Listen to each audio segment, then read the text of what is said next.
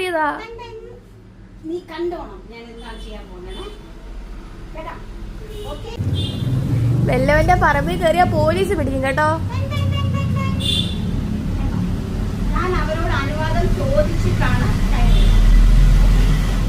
Healthy ഫുഡാണ് ഞങ്ങൾക്ക് കൊടുക്കാൻ പോകുന്നത്.